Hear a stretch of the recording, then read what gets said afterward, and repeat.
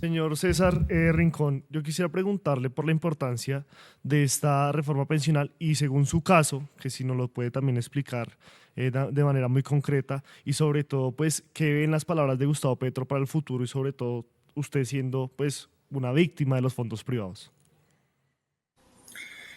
Bueno, gracias por la oportunidad. Voy a ser lo más breve y concreto posible. La ley y en especial la jurisprudencia de la Corte Constitucional es muy clara en poner obligaciones a los fondos. Y una de las obligaciones importantes que destaca la Corte es la historia laboral. Los fondos de pensiones son responsables de construir y conservar la historia laboral de los trabajadores afiliados con un propósito de que contenga información clara, certera y con seguridad jurídica que reconstruya la condición económica de los trabajadores, es decir, que represente ese esfuerzo económico que el trabajador ha hecho a través del tiempo para el final del tiempo, siendo pensionado por un fondo privado, pueda tener una vida, como lo dice el doctor Petro, una vida digna, una vida respetuosa y sobre todo cuando lleguen a edad avanzadas que ya impide hasta la movilidad y la salud se afecta. En mi caso particular, lo voy a comentar de forma directa. Me voy a referir al Fondo de Pensiones Porvenir. No quiero criticar al Fondo de Pensiones, simplemente quiero resaltar y destacar lo que el Fondo de Pensiones ha hecho de forma indebida y arbitraria en mi caso. Y sobre todo que el Fondo de Pensiones Porvenir no le importa las reclamaciones que le he hecho desde hace más de 4 años, en los cuales le he indicado por qué está cometiendo gravísimos errores en mi caso, incrementando el patrimonio de fondo en detrimento de mi cuenta de ahorro individual, que me va a permitir en un futuro, porque ya tengo la edad, poder obtener una pensión gracias al esfuerzo laboral que he hecho. ¿Y en qué consiste esto? La ley es clara. El decreto 656 de 1994 establece que se descontará del aporte obligatorio mensual, el 3%, entre otros, para gastos de administración.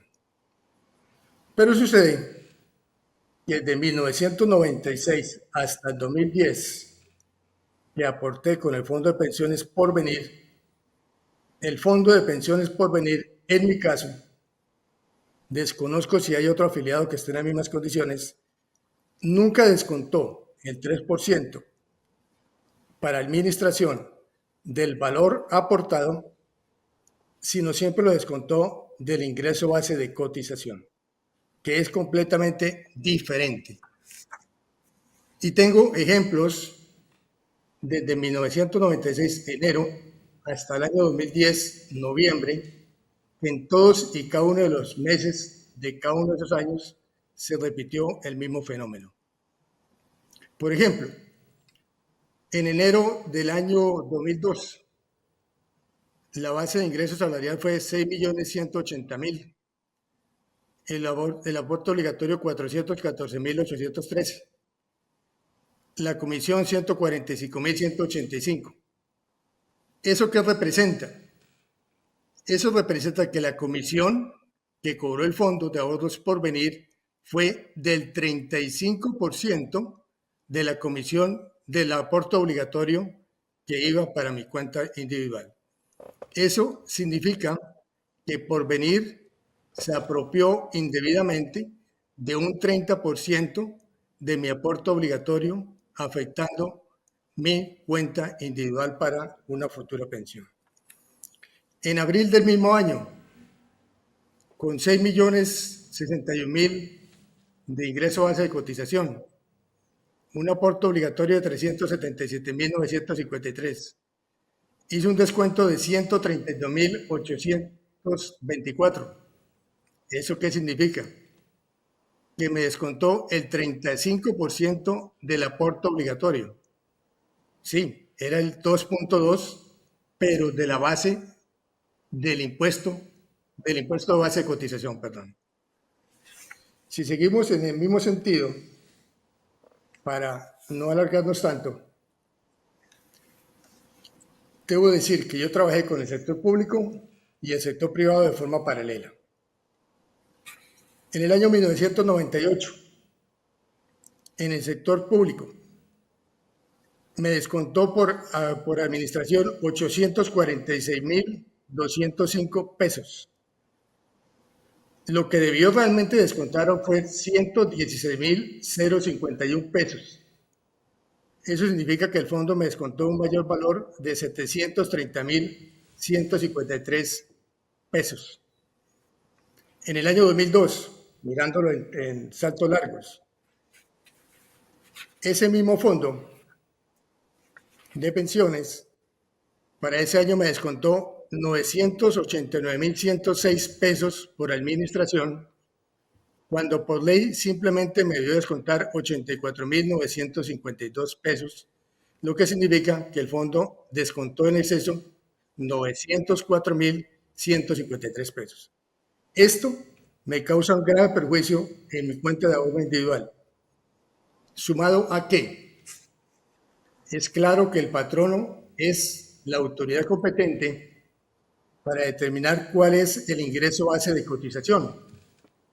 El fondo tiene la obligación de revisar si el ingreso base de cotización corresponde a los factores salariales que se deben tener en cuenta para determinar el ingreso base de cotización, pero no para determinar un ingreso base de cotización completamente diferente al señalado por el patrono. E infortunadamente, el Fondo de Pensiones Porvenir, en la mayoría del tiempo que coticé con este fondo, decidió modificar la base salarial informada por el patrono. Y no modificarla en un 100%, en oportunidad modificó la base salarial para decrecerla en más de un 500%. Sí, señor César. Esto trae... Sí, señor. Señor César, yo para hacer de pronto esto un poco más didáctico, yo quisiera, o sea, ya después de lo expuesto por usted y con la preocupación de que yo también estoy en porvenir, yo quisiera preguntarle al señor Juan Carlos Hernández cómo ve este caso y por supuesto, por ejemplo, todo lo que nos está diciendo el señor César de sus aportes del 96 al 2010, si eso fue pues un manejo correcto. Bueno, como soy el director de pensiones, no puedo pronunciarme con respecto a un caso puntual. Pero puedo hablar de manera general cómo funciona actualmente las comisiones con respecto a los aportes y cómo va a ser en el nuevo sistema. Entonces, hoy opera que una persona pues tiene un ingreso y el ingreso con respecto al salario puede ser diferente, porque, por ejemplo, en el sector público hay factores que no son factores salariales. Entonces, el ingreso base de cotización, de manera generalizada, es el salario. Pero hay algunas excepciones, como les decía, con respecto a algunos funcionarios públicos, que hay unos factores que no son factores salariales. Por lo tanto, no se aportan sobre esos valores. Con respecto al ingreso base de cotización, que, como les decía, mayoritariamente es salario, el sistema hace obligatorio que haya una contribución del 16% de ese ingreso base de cotización, como les decía, que generalmente es salario. Ese 16%, esos 16 puntos, tienen 3 destinaciones en el régimen de ahorro individual. Uno va dirigido a la cuenta de ahorro individual, es decir, que para que se vaya consolidando en esa cuenta de ahorro individual los recursos necesarios para que la persona pueda obtener una pensión de por lo menos el 110% de un salario mínimo, como les decía al comienzo. Entonces, eso es 11.5%, es decir, 11.5 de los 16 puntos, es decir, 11.5 de 16. Entonces nos quedan 4.5, ¿cierto? De los 16. 1.5 va al Fondo de Garantía de Pensión de Salario Mínimo. Eso fue una modificación que se hizo con el acto legislativo, se incluyó con la ley 797. Entonces 1.5 se va a un fondo solidario que existe en el régimen de ahorro individual que garantiza las pensiones de mínimas, pensiones mínimas. Porque aquellas personas que no tienen su cuenta de ahorro individual, como decía el Plan B, que llegan a las 1.150 semanas, mujeres 57 años y hombres 62, y no tienen la plata suficiente para pensionarse, se toma de ese fondo y se le ponen los recursos necesarios para poderse pensionar. Y un 3 puntos sobre esos 16, es decir, 11,5 más 1,5 van 13, más 3 son 16. Esos 3 puntos tienen dos destinaciones. Una, la administración propia del fondo, pero de ella debe tomar los recursos necesarios para poder suscribir contratos de seguro previsional con las diferentes aseguradoras de vida que puedan llegar a atender el ramo del previsional. Hoy, en promedio, una AFP tiene como costo de ese seguro provisional entre 2 y 2.2 de esos 3 puntos. Es decir, que la administradora se queda realmente con un punto de esos 16 puntos que son pase, ingreso, base, cotización. Entonces, el seguro provisional es el que mayoritariamente tiene, digamos, de esos 3 puntos, la mayor parte de los recursos. De lo que presenta César, que nos acompaña, pues lo que tiene que determinarse, efectivamente, es que la administradora haya tomado exclusivamente esos 3 puntos para atender los seguros previsionales y para la administración. Hay otros gastos de comisión que también tienen las AFPs. Por ejemplo, cuando una persona se encuentra inactiva durante más de 6 meses, la AFP también puede tomar recursos que hay en la cuenta de ahorro individual y de sus rendimientos para poder pagar la administración. Eso cambia con la nueva ley, les decía. Entonces, porque vamos a tener a todas las personas afiliadas a Colpensiones y por lo tanto Colpensiones puede recibir con un punto de esos 16 puntos, porque no cambia la tasa, es decir, de lo que se gana uno como salario o como ingreso base de cotización, se van a tomar 16 puntos, tiene la obligación el empleador de descontar y pagar. Un punto va a costar la administración por parte de Colpensiones.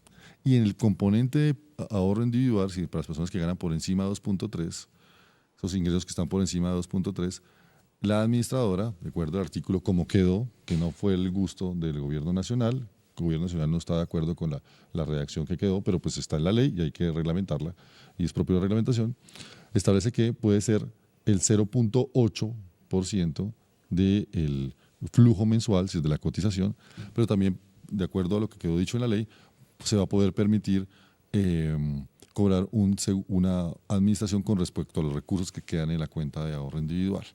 Estamos reglamentándolo y ajustándolos. Es decir, que en cierta medida pues cambia totalmente la forma de administración de los recursos con respecto a lo que ocurre hoy. Es decir, Colpensiones recibirá hasta el 1%, dice la ley, de los 16 puntos, y las AFPs podrán recibir hasta el 0.8. En la misma ley dice que el gobierno nacional creará un mecanismo para eliminar ese 0.8, para que queden ceros, cobrando o pagando una forma de administración distinta, para que ese 0.8 llegue más dinero a la cuenta de ahorro individual, que es la que consolida la pensión, porque todos queremos tener más plata en nuestra cuenta de ahorro individual, como lo quiere César. Apoya el trabajo periodístico del Tercer Canal. Ingresa a la app o a www.nequi.com. En la app ve al signo pesos y elige la opción enviar plata o a la opción recargar. Recuerda que en la página web escoges la opción recargar. Ingresa a la aplicación o a la página web de DaviPlata. Dale clic a la opción pasar plata. Elige la opción a otro DaviPlata, llena los datos y digita el número de cuenta 304-271-5010. Continúa los pasos y confirma tu aporte y listo. Juntos visibilizamos la otra Colombia. Si te gusta nuestro contenido Y no quieres perderte nada de la agenda alternativa, suscríbete a nuestro canal y activa la campana de notificaciones. recuerda darle like a este video y por supuesto compartirlo con tus familiares, amigos y conocidos. Así juntos visibilizamos. La Colombia profunda. Recuerda, somos el Tercer Canal, la voz de los que no tienen voz.